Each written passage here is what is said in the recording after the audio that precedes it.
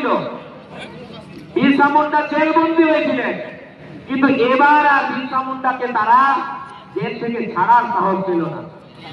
তারা ঘটনা কি করলো?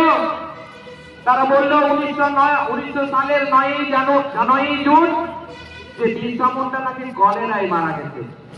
কিন্তু বিশ্বস্ত সূত্রে জানা গেছিল যে বিরসা মুন্ডার প্রতি এবং তার নেতৃত্বের প্রতি ব্রিটিশদের এতটা ভয় জন্মেছিল যে বিরসা মুন্ডাকে পুনরায় আর জেল থেকে মুক্ত করার সাহস তারা পায়। কারণ তারা দেখেছিল প্রথমবার জেলবন্দি করার পর দ্বিতীয়বার যে সশস্ত্র সংগ্রাম বিরসা মুন্ডা খাড়া করেছিল, তাকে প্রতিহত করতে, তাকে দমন করতে ব্রিটিশ শাসকের জালমেন জুটে গেছিল। তাই তারা ওই কলেরার নাম করে আসলে বিরসা মুন্ডাকে ওই রাঁচি কারাগারে বিষ পান করিয়ে বিষ দিয়ে হত্যা করেছে। মাত্র 24 বছর বয়সে একটা তরতাজা যুবক আদিবাসীদের মুক্তির জন্য, ভারতের স্বাধীনতার জন্য আত্মবিসর্জন দিয়েছিল। আমরা তাদের বংশধর। বর্তমান সময়ে আপনারা দেখতে পাচ্ছেন যে চতুর্দিকে সারা ভারতবর্ষ ব্যাপী আদিবাসীদের গণ আন্দোলন সংগঠিত হচ্ছে। আদিবাসী আর শুধুমাত্র ভারতের আবাম আদিবাসী বলে শুধু নয়, আদিবাসী একটা ব্রেন্ডে পরিণত হয়েছে। তাই সবাই দেখবেন আপনারা বিভিন্ন জায়গায় নরেন্দ্র মোদী দেশের প্রধানমন্ত্রী, তিনি পর্যন্ত স্বীকার করেছেন। আর যাই হোক, আমরা আদিবাসীদের সঙ্গে লড়াই করতে পারি না, আদিবাসীদের বিরুদ্ধে অন্যায় করতে পারি না, কারণ এই আদিবাসীরা ভারতবর্ষের আদিম অধিবাসী। এরকম বহু রাজনেতা আছে যারা সুপরিচিত মুখ। আসাদুদ্দিন ওবেসি একজন খুব সুপরিচিত রাজনৈতিক নেতৃত্ব, তিনি পর্যন্ত স্বীকার করেছেন আমরা কখনো আদিবাসীদের সঙ্গে লড়াই করতে পারি না, কারণ এই দেশটার আসল মালিক আমরা কেউ নয়। যদি এই দেশের আসল মালিক কেউ হয় তাহলে এই আদিবাসীরা। আদিবাসীদের সংস্কৃতি পরম্পরা কেন এত মহান? আদিবাসীদের মন এখনো এত উদার, এতটা সহনশীল, এতটাই মানবিক, যা আজও নজিরবিহীন। আদিবাসীরা নাই রাজ্যের বাসিন্দা হওয়া সত্ত্বেও, এত না থাকা সত্ত্বেও, এত বঞ্চনা থাকা সত্ত্বেও কোনদিন কোন মানুষকে অসম্মান করেনি, অশ্রদ্ধা করেনি। নিজেদের মধ্যে যে সামাজিক বোধ আছে, যে পরম্পরা আছে, তা রাষ্ট্রসংঘ যেমন তাকে সম্মান করেছে, শ্রদ্ধা করেছে, তেমনি আমাদের পশ্চিমবঙ্গের দুজন মহান মনীষী বিদ্যাসাগর এবং রবীন্দ্রনাথ ঠাকুর, তারা কৃতজ্ঞতা চিত্তে স্মরণ করেছে এবং প্রকাশ্যে বলেছে যে আদিবাসী সংস্কৃতির মতো মহান সংস্কৃতি কোথাও হয় না। সত্যি আজকে আমরা আধুনিক ভারতবর্ষে বহু নারীবাদী সংগঠন দেখি যারা নারী মুক্তির কথা বলে, নারী স্বাধীনতার কথা বলে, আর তারাই বাড়িতে গিয়ে যখন মেয়ের বা বিয়ে দেয় বা ছেলের জন্য বউ খুঁজে, তখন কিন্তু মেয়েকে পণ্য হিসাবে, পণ হিসাবে দাবি করে। আদিবাসী সমাজ নারীদেরকে কখনো পণ্য হিসাবে মনে করে না, তাদেরকে সম্মান দেয়। তাই সবার উপরে নারী সমাজকে রাখে। নারী স্বাধীনতার কথা, নারী অধিকারের কথা যারা বড় বড় মুখে বলে, তাদেরকে বলবে একবার দেখে যাবেন বলরামপুরের হাটে যেমন পুরুষ মানুষরা সেই হাটে সমানভাবে অংশগ্রহণ করে, আমাদের মায়েরাও কিন্তু সমানভাবে হাটে আসে, নিজের মতন করে কেনাকাটা, বাজার করা, সমস্ত কিছু করে। কখনো আমাদের আদিবাসী সমাজ নারীদেরকে ঘরের মধ্যে আবদ্ধ করে রাখার জন্য বলে না যে তোমরা বাড়ির বাইরে বেরাবে না। এই উদারতা আদিবাসী সমাজের মধ্যে আছে, এই মহান, এই হাম্বেলনেস আদিবাসী সমাজের মধ্যে আছে। আদিবাসী সংস্কৃতি যা পরম্পরা, যে পরম্পরা মেনে আদিবাসীরা প্রকৃতিকে পুজো করে, গাছকে পূজা করে, নদীকে পূজা করে, তার সাথে সাথে জল, জঙ্গল, জমি, প্রকৃতি হলো তাদের আরাধ্য দেবতা। আজ এটা প্রতিষ্ঠিত, প্রমাণিত। যদি আমাদের প্রকৃতি ভালো থাকে, প্রকৃতি সুস্থ থাকে, তাহলে আমার মানব জাতি ভালো থাকবে, এই সমাজ ভালো থাকবে, পরিবেশ ভালো থাকবে। যেটা আজকে আধুনিক বিজ্ঞান চোখে আগুন দিয়ে প্রত্যেকটা মানুষকে বোঝানোর চেষ্টা করছে, সেইটা আমাদের আদি পূর্বপুরুষরা অনেক আগেই বুঝেছিল বলে তারা প্রকৃতির পূজা করেছিল। কারণ তারা বুঝেছিল এই প্রকৃতিকে যদি আমরা ভালো না রাখতে পারি, এই প্রকৃতিকে যদি সুস্থ রাখতে না পারি, এই মানব জাতির অস্তিত্ব বিলোপ হবে। তাই প্রকৃতি প্রেম নিয়ে, দেশত্ববোধ নিয়ে আদিবাসীদেরকে কখনোই প্রশ্ন করা যাবে না। আপনারা দেখতে পাচ্ছেন সাম্প্রতিক সময়ে এসআইআর বলে একটা জিনিস চলছে, ঘরে ঘরে ফর্ম তৈরি করে দেওয়া হয়েছে সরকারের পক্ষ থেকে। যাচাই নাকি করা হবে এই ভারতবর্ষের কারা নাগরিক আর কারা নয়। দুর্ভাগ্য, আমরা আদিবাসীরা যারা ভারতবর্ষের আদিম অধিবাসী, আদিম নাগরিক, তাদেরকে আজ লাইন দাঁড়িয়ে প্রমাণ দিতে হবে যে আমরা এই ভারতবর্ষের নাগরিক কিনা। দুর্ভাগ্য আমাদের, সত্যিকারে আমরা যাদেরকে আজ নির্বাচন করেছি তারা আমাদের উপরে যেভাবে আইন প্রয়োগ করছে অত্যন্ত দুর্ভাগ্যের।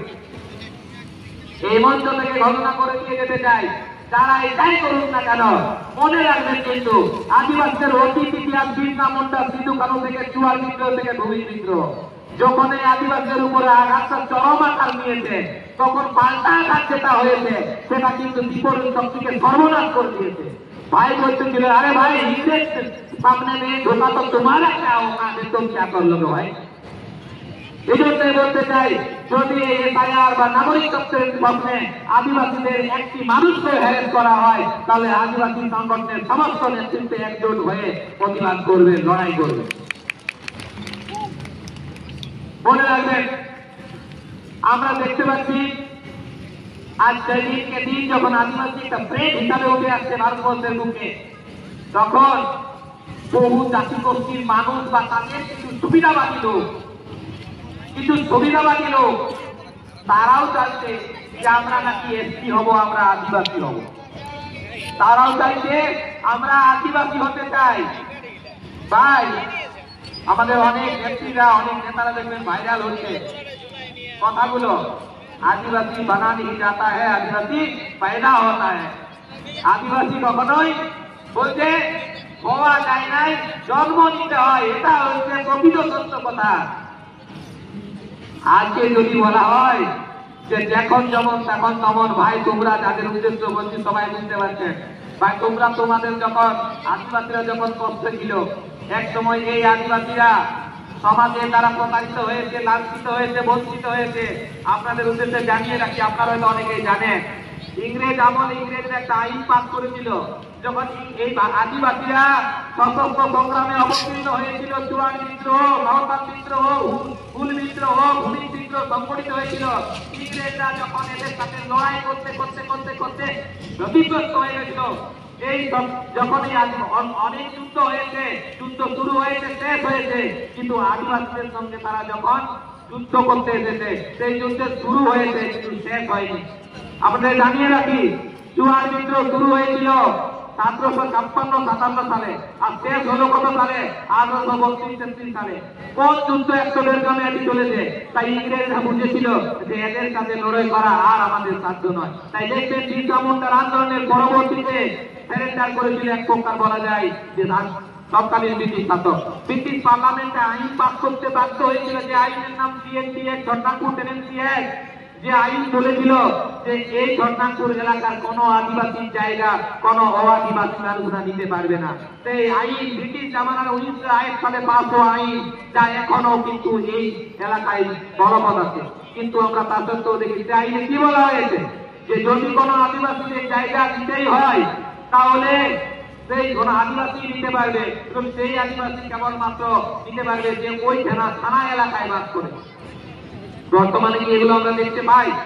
আমরা দেখেছি ভূমি দপ্তর এবং প্রশাসন বা সমাজে কিছু দালাল আছে যারা আদিবাসীদের জমির উপর নজর পড়েছে তাদের, তারা বিভিন্ন কলা কৌশল অবলম্বন করে এ নামে বেনামি করে বেআইনি ভাবে আদিবাসীদের জমি দখল করার চেষ্টা করছে। আর তাদের দোষর হয়েছে এই সমস্ত ভূমি দপ্তর এবং প্রশাসনের লোকেরা। আজ এই ভূমি দপ্তরের এই TNT অ্যাক্টের মতো আইনকে উল্লঙ্ঘন করে আদিবাসীদের জমিরা, শুধু আদিবাসী কেন, বাইরের থানার বা বাইরের এলাকার আদিবাসী কেন, ও আদিবাসী মানুষদের হাতে তারা দিয়ে দিচ্ছে, যেটা সম্পূর্ণ বেআইনি, সম্পূর্ণ অন্যায়। কিছুদিন আগে আপনারা দেখেছেন, আমরা এই বিষয় নিয়ে কথা বলতে গিয়েছিলাম বলরামপুরের VLR কাছে এবং আমাদের সাব রেজিস্ট্রার অফিস আছে বলরামপুরের কাছে, তার সাথে আমরা যখন এই প্রশ্নগুলো তুলে দিলাম, ভাই তোমরা এই রেজিস্ট্রি গুলা করছো, তোমরা এই রেকর্ড গুলা করছো কোন আইনের বলে, উত্তর দিতে পারেনি।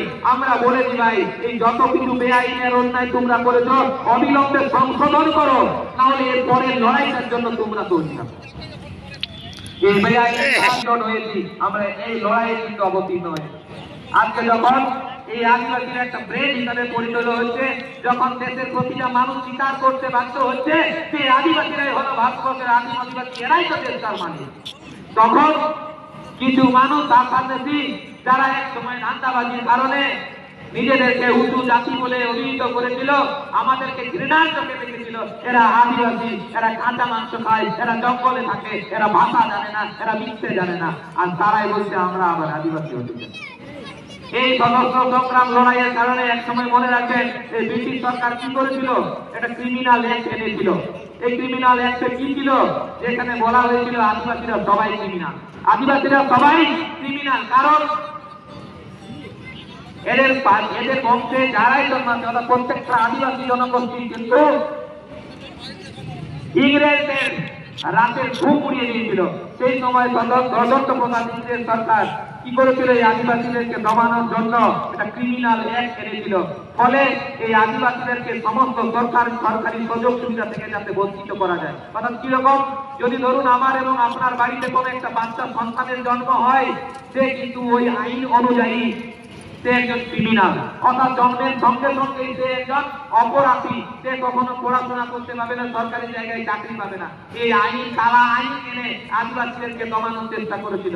তখন যারা সুবিধাবাদী ছিল, যারা এখন আদিবাসী হতে চাইছে, তারা বলল না ভাই আমরা আদিবাসী নয়, আমরা তো ক্ষত্রিয় ভালো জাতি, এরা তো নিচু জাতি, এরা তো কাঁচা মাংস খায়, এদেরকে তো আমরা ঘৃণা। আর তারাই আবার বলছে आदिवासी किसे साथ से भाई, साथ से एक आज आदिवासी ब्रेक बन गया है, इसीलिए हमको भी आदिवासी बनना है। এইটাই হচ্ছে উদ্দেশ্য, অন্য কিছুই নাই। তাহলে এইভাবে ছল চাকরি করে আর যাই হোক आदिवासी হওয়া যায় না, কারণ ওটাই কথা যে आदिवासी बना नहीं जाता है, आदिवासी पैदा होता है। तो इसलिए पैदा होना चाहिए।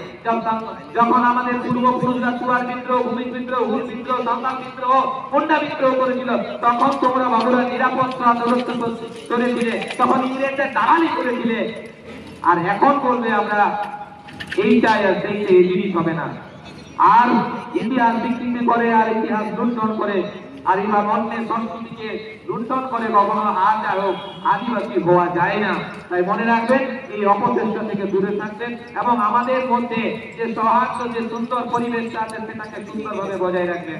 সেই সমস্ত ব্যক্তিবর্গদের বলবো যারা এই ধরনের চিন্তায়িত করছে, সেই সমস্ত সম্প্রদায়ের মানুষদের নেতৃত্ব যারা আছেন, তাদের পরিচালনায় পরিচালিত না হয়ে, সিদ্ধান্ত না হয়ে বাস্তব সত্য জিনিসটা উপলব্ধি করবেন। কখনোই এই পশ্চিমবঙ্গ তথা ভারতবর্ষের বুকে আদিবাসী এবং অআদিবাসী মানুষদের মধ্যে বিভেদ সৃষ্টি হোক, এই জিনিস আমরা চাই না। কিন্তু মনে রাখবেন, আমাদের লড়াই সাংবাদিক লড়াই, আমাদের লড়াই আইন প্রতিষ্ঠার লড়াই। আপনারা জানেন আমরা আজও পর্যন্ত যা পেয়েছি, যা দাবি করছি, সবটাই সাংবিধানিক এবং সবটা আইন। একটু আগে আমি কথা বললাম।